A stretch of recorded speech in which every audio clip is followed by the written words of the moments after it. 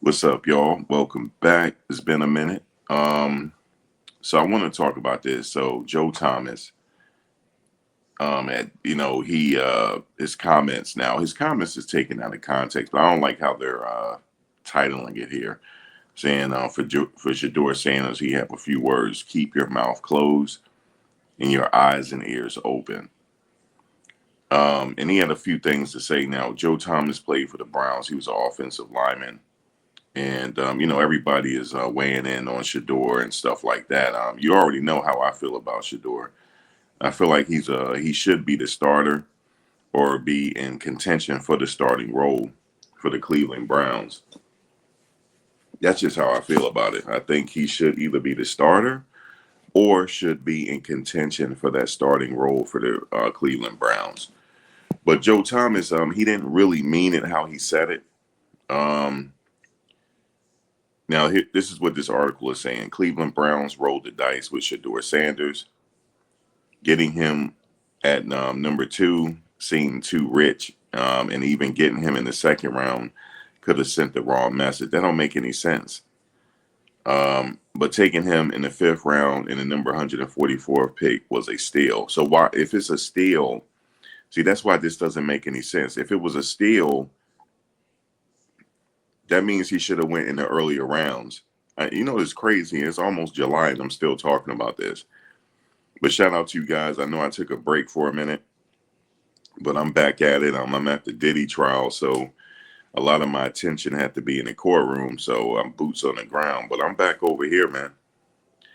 Um, so let's go with Joe Thomas. He said he's been doing a lot of listening.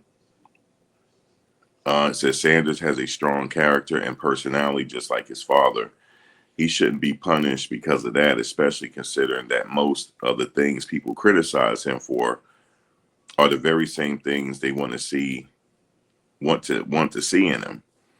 Say wide receiver, say a wide receiver. They didn't say his name, but a double standard aside, he may have needed that humbling experience, as it may have been the first time he wasn't surrounded by yes men and was actually taken out of his comfort zone. Now he's facing an uphill battle to be the team's starting quarterback, but diamonds are shaped under pressure, and he's clearly embracing the challenge and wants to prove everybody wrong. That I agree with. Diamonds are built under pressure, so I get that. And so that's what Thomas had to say. Um, that's what he had to say there. But he said that Shedeur is doing a lot of listening. And his advice for Shedeur is keep your mouth closed and keep your eyes open. That's pretty much what he's saying. But he said that Shedeur has been doing a lot of listening. And he seems to like what he sees from Shedeur. But I first saw the headline. They said how they titled it, Shedeur need to keep his mouth shut. And that's it. No, that's not what he said. He said that he's doing a lot of listening and he's working very hard. Now, this article I don't particularly agree with, saying that he had a lot of yes men around him. Now, let me just say that. I have to keep it real with you. Um, Ever since he played high school ball, he has been the starting quarterback. And there has been no competition for the starting role. There's been no competition. There was no competition at Jackson State. He didn't see no competition at Colorado. So yes, this is his first competition right now. And now you might say that he has had competition at Colorado. He hasn't. There was nobody competing with Shedeur at Colorado or Jackson State. Now you might argue the fact that maybe because his dad was the coach, but who cares? Is he a good quarterback though? That's what I want to know. All the other stuff is kind of just like whatever.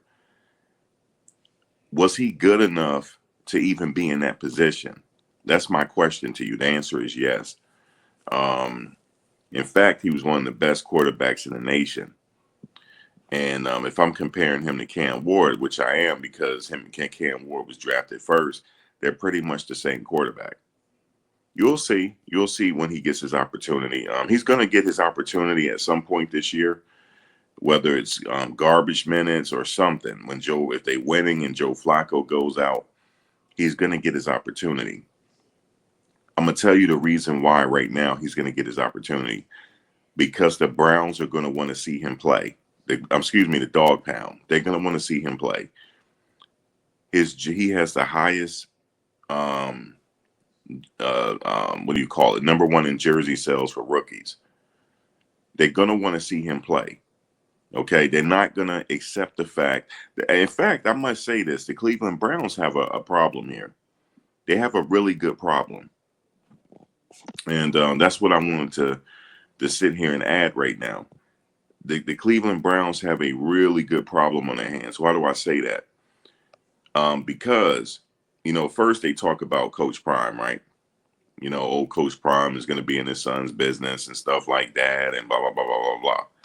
No, Coach Prime at Colorado, Shedeur over here. And Coach Prime has already set him up for greatness already. So don't put Coach Prime in this. It's not his fault. Don't put him in this. Should y'all have a problem in Cleveland? What's the problem, Max? What do you say with the problem? Because the fans are going to want to see him, so they have to either put him number 2 or 3 string. They have to, because I think the 3rd string travels with the team as well. They're gonna, just in case the main quarterback go down, you got the backup to go in, and then if the backup gets hurt, you got to have a 3rd string. He has to go. Shedeur is not going to go no later than 3rd string here, just because he's a fan favorite. And they're going to have a problem because if they put him 5th string, if they start losing, they're going to be chanting his name anyway. Okay, so that's why I say he's eventually going to get he's going to get his opportunity by proxy. He's going to get his opportunity.